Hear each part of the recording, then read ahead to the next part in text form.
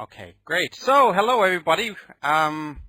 Welcome or hello to everybody from Tokyo. So I'm going to talk to you today about EFL Magazine, and I don't really know what's in my slides because I originally made 20 and Rob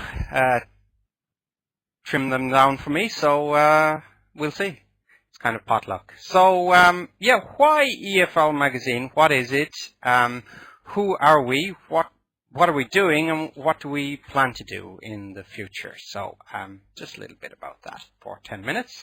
So why EFL Magazine? Why did I start the magazine website, EFL Magazine?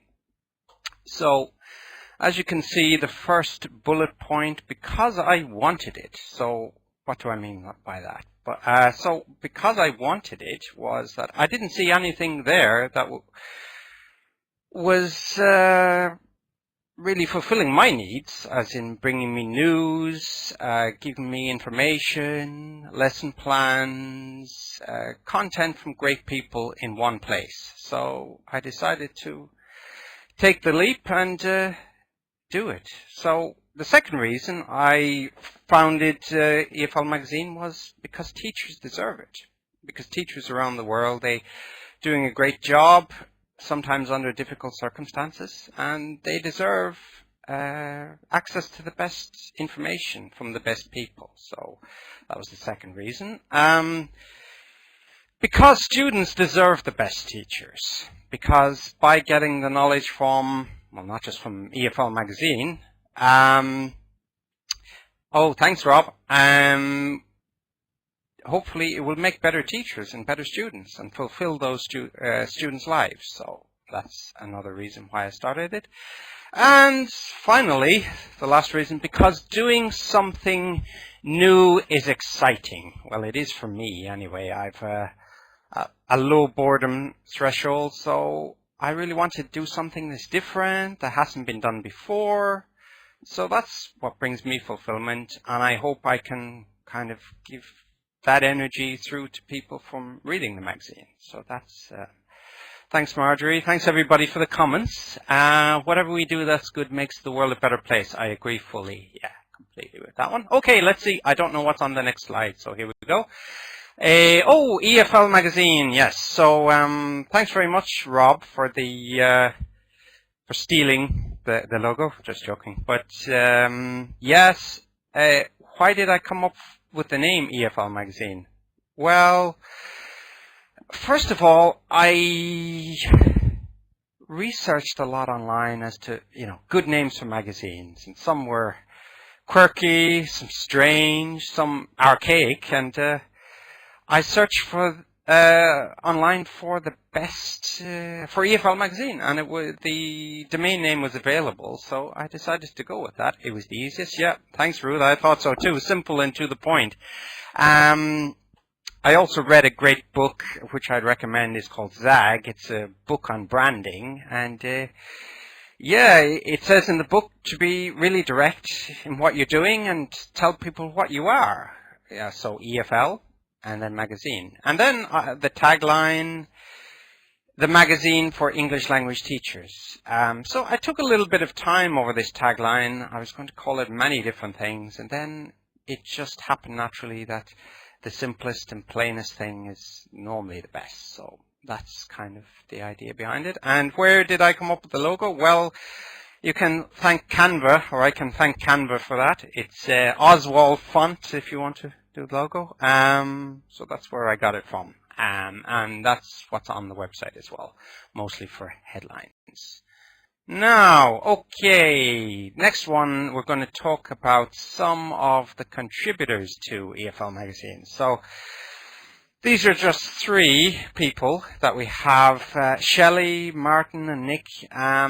So Shelley has written a piece for me on teaching kids through plays, and you can read Shelley's profile there yourself.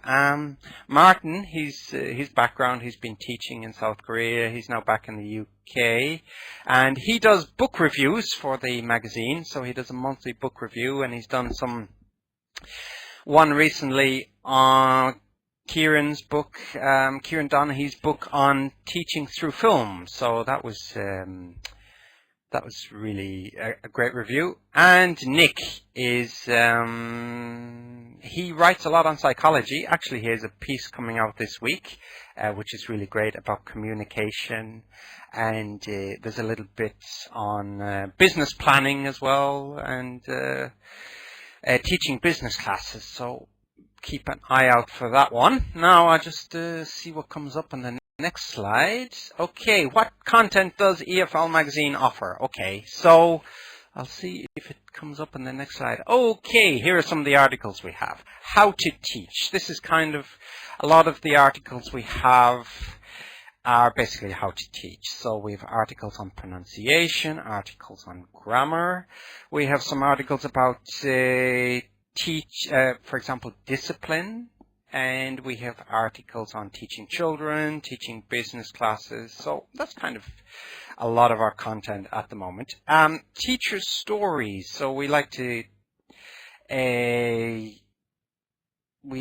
talk about, teachers' backgrounds and where they're teaching.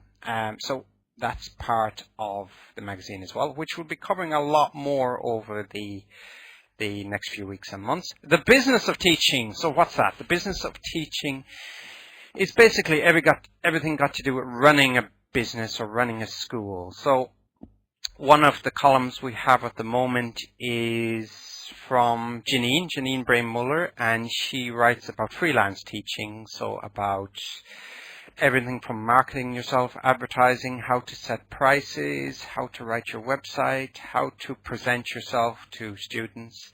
Also, we have some stuff coming up more on the legal end, setting up in schools in specific countries. So keep an eye out for that one. Recruitment and education is something we'll be developing more over the next few months. So recruitment trends, salary surveys, education as well. So everything with CPD, what courses to take, and some reports as well. Conferences. So I'm happy to report. I wonder if we have the article. No, or we don't have the slide there. Okay. We'll be covering the KO TESOL conference this month.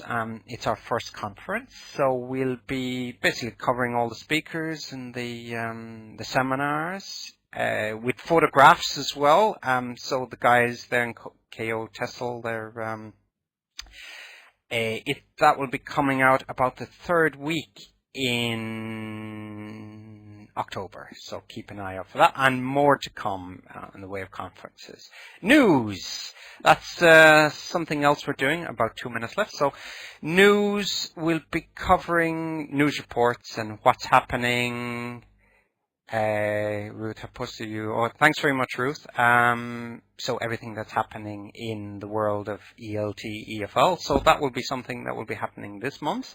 We'll be expanding, and technology as well. So educational technology is an area we'll be covering also in the magazine.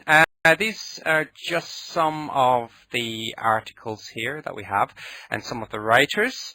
So from Vivian there, we have Go With The Flow about using co-locations. From Marissa, we have Thinking About Discipline. That was part 2 of a series.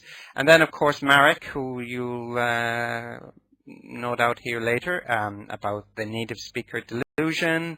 And this is our business of teaching. And you can see, should freelance teachers advertise their prices? Getting started, from Jack and Nick Jaworski on teaching to manager, becoming making the move. Okay.